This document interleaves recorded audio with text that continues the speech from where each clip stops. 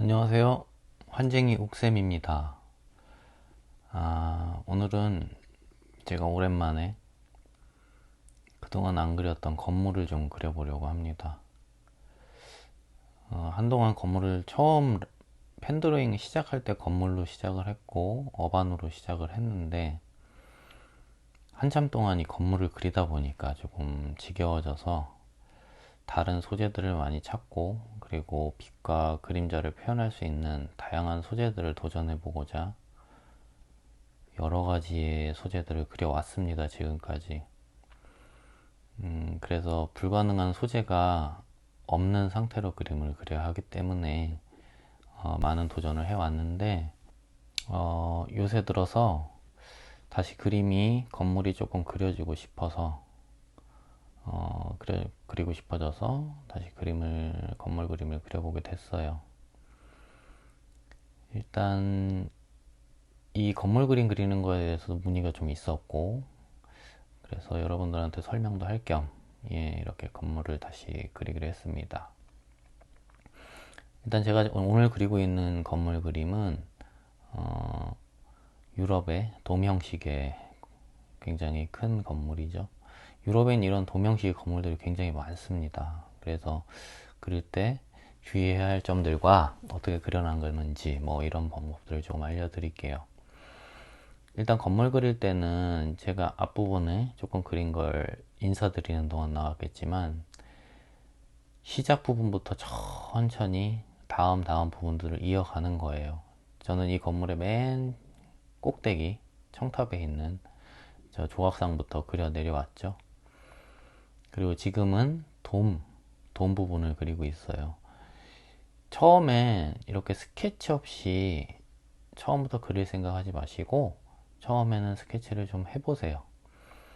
해보신 다음에 그 위에 펜을 사용하시는 걸 권장을 드려요. 저는 여러 번 건물들을 그려왔고 제 나름대로 어떻게 그리는 방법이란 게 생겼기 때문에 지금 스케치 없이 그림을 그리고 있는 거고요. 이렇게 그려가다 보면 이제 그 중간중간에 아예 저는 이렇게 명암도 같이 넣습니다. 그냥 형태만 다 잡고 하는 게 아니라 이 건물 그림은 조금 느낌들을 봐가면서 그려야 되기 때문에 기본적인 명암들을 중간에 처리를 하면서 계속 내려가죠. 이게 뭐 아래서 위로 가도 되고 위에서 아래로 내려와도 되고 그리고 좌에서 우로 우에서 좌로 그거는 본인의 선택이죠.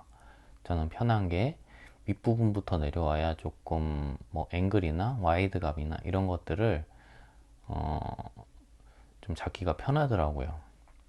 그리고 제 시각에 가까워질수록 전체적인 와이드감은 조금씩 평면화되어 간다는 것만 인식을 하시면 돼요. 그래서 위는 더 타원이 둥글고 내려올수록 조금 더 각이 줄어들면서 제 눈의 위치에 있는 어떤 면들은 직선에 가까운 면이 되겠죠. 그런 식의 기본적인 와이드감, 소실점을 표현하는 그런 상식만 있다면 충분히 그릴 수 있어요. 이렇게 중간에 표현해야 될 자질구레한 저런 세세한 부분들의 묘사까지도 저는 직접 하면서 내려가요. 그래야 이 스케치 없이 그리는 데는 좀 도움이 되더라고요. 그래서 아예 표현을 다 합니다. 지금처럼 중간중간에 난간들. 이걸 세밀하게 하나하나 표현하려면 좀 힘들어요. 그래서 제가 항상 그리는 빛과 그림자 표현 같이 이 부분들도 그림자로 형태를 표현을 해주는 거예요. 저런 난간에 뚫린 부분도 그냥 검게 그 안에 진한 부분을 표현을 하면서 난간 부분을 표현을 해주고요. 저 난간의 기둥 하나하나를 표현하려면 좀 정신 없겠죠. 그리고 그렇게 표현한다고 꼭 예쁜 건 아니라고 생각합니다. 그래서 그림자들로 형태를 하나하나 만들어 가는 겁니다. 중요한 건 구조라는 걸 조금 이해하셔야 돼요. 이 건축물의 구조라는 걸 이해하셔야 조금 더 그리기가 편하긴 해요. 건축물의 뭐 구조라는 건 다른 거 없어요. 위에서 내려오는 라인과 거기를 이어주는 뭐 기둥들 이런 게 같이 있어야겠죠. 따로따로 있으면 이론적으로 맞지 않으니까 그런 부분들을 조금 주의 깊게 생각하시면서 그려주시면 되고, 그리고 이 건물의 정면에서 봤다면 센터 부분이 있겠죠. 그 센터 부분을 중점으로 좌우로 펴지는 각도, 뭐 이런 거를 조금씩 생각하면서 그리는 겁니다. 이렇게 중간에 문양이 있는 부분도 표현을 해주고, 그리고 기둥들이 지금 위에 라인들과 이어져서 내려오고 있다는 거를 건물 전체를 처음 자료를 볼 때 이해를 하신 다음에 그리는 게 편해요. 그래서 건물 그림은 뭐 그 현장에서 그리실 수도 있지만 어쨌든 그 건물 자체의 구조를 한참 쳐다보면서 조금 이해를 하셔야 돼요. 바로 그리는 게 아니라 아, 저 부분은 저기랑 이어졌고, 아, 저 부분쯤에 뭐 조각상이 있고, 저 부분 위에 내려오는 그 곡선 라인과 기둥이 아, 같이 이어져 있구나. 그럼 여기에 기둥을 그려야 되고 저기엔 조각상을 그려야겠다. 이런 위치 정도의 아주 기본적인 구조를 이해를 하시는 게 편해요. 그리고 돔 아래로 내려와서 이렇게 지붕, 입구 쪽 지붕이 있는 이런 부분들도 센터니까 거기에다 위치를 잡아놓고 그 주변의 조각상들과 여러 가지 표현들을 해주시면 그 위치 잡기가 훨씬 편하겠죠. 그러니까 위에서부터 아래로 내려오는 순서, 그리고 센터를 정해놓고 거기에서부터 양쪽으로 좌우로 퍼지는 그 넓이와 길이들을 계산을 하는 거죠. 그냥 눈과 머리로 계산을 하는 건데 이게 꼭 과학적으로 맞아 떨어지지 않아도 돼요. 대신에 너무 비껴나가거나 기본적인 구조의 이해와 달리 표현이 되면 어색한 그림이 되겠죠. 어찌 보면 건물 그림 굉장히 까다로워요. 조금만 어색해도 되게 이상한 구조물 같이 보이기 쉽고, 와이드감이나 소실점이 좀 잘못 표현돼도 현실성이 많이 떨어지기 때문에 조금 더 구조에 대한 이해를 한 번 더 하시고, 저는 그 유럽 건물들을 좋아해서 뭐 자료들을 찾으면서 되게 뭐 이론적인 공부가 아니라 제 눈으로 공부를 좀 많이 했습니다. 뭐 여기는 이렇게 이어지고, 아, 얘네들은 이렇게 이어지고, 여기에 기둥이 있으니까 그 부분과 이렇게 되는구나 등등의 구조적인 이해를 혼자 좀 알고 싶어서 공부를 좀 했어요. 그러면서 조금씩 이해를 편하게 하기 시작했죠.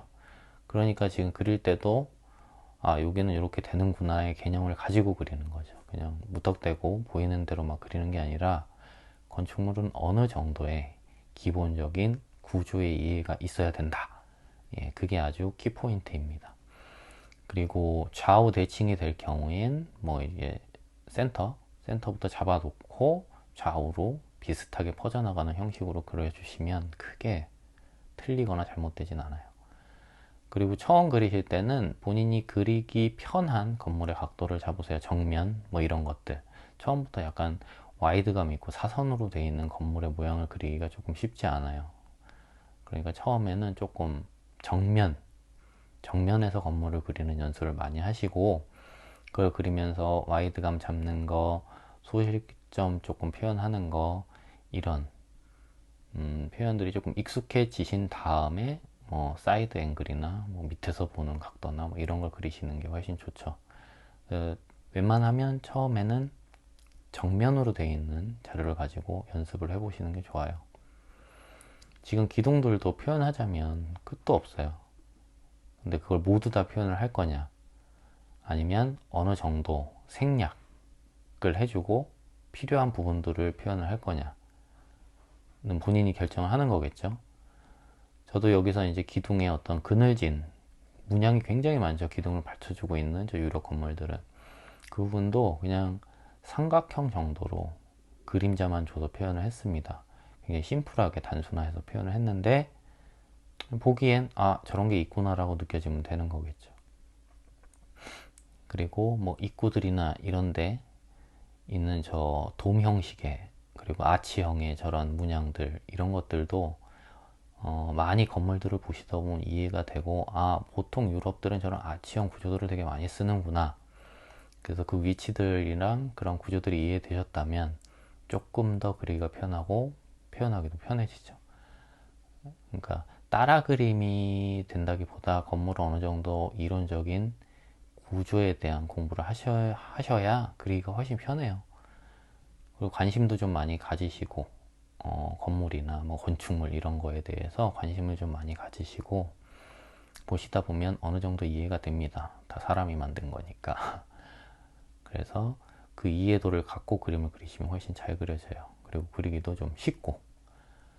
저도 그런 구조의 이해 속에서 지금 하나하나 표현을 하고 있는 겁니다. 그리고 거기에 따르는 그림자들이 표현되는 부분과 그래서 어느 정도의 생략을 하면서 그려갈 수 있는 부분들을 본인이 선택을 해서 그리는 게 좋아요. 이거 다 표현 어차피 못 하세요. 저도 이 건물의 어떤 이런 복잡한 유럽 건물들의 양식의 건물들을 제가 다 표현하려면 끝도 한도 없고, 그거는 이렇게 작은 종이가 아니라 정말 전지 같은 데다가 스케치 다 해놓고 그리지 않으면 사실 힘듭니다.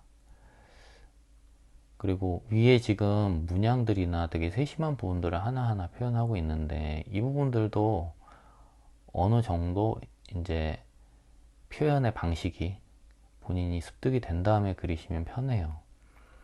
이게 하나하나 표현하는 게 사실 쉬운 일은 아닌데, 그 표현들을 몇 번 하다 보면 아, 이거나 비슷하구나 라는 생각이 드실 거고, 그 비슷한 표현들을 계속해서 연습을 하시다 보면 나중에는 어느 정도는 그냥 감으로 그리게 되는 거죠. 건물은 방법은 없어요. 여러 번 많이 여러 가지의 건물들을 그려보시고, 기본적인 와이드감이나 소실점의 이해 정도, 그 정도에 대한 이론적인 공부와 생각들은 하시는 게 건물을 그리기엔 편합니다. 그냥 사람이나 뭐 다른 어떤 그냥 물체들을 그리는 것보다 훨씬 복잡한 구조들이 많기 때문에 그걸 이해하고 그리시는 게 훨씬 좋아요. 지금 제가 표현하는 방식도 모든 걸 표현하는 게 아니란 걸 아까도 말씀드렸듯 좀 편하게 표현을 한 겁니다. 예, 오늘 간단하게 이렇게 건물 그림을 그려봤습니다. 여러분도 많이 여러 가지의 건물들을 그려보시고 그리고 즐기셨으면 좋겠습니다. 그럼 오늘도 영상 봐주셔서 감사합니다. 안녕.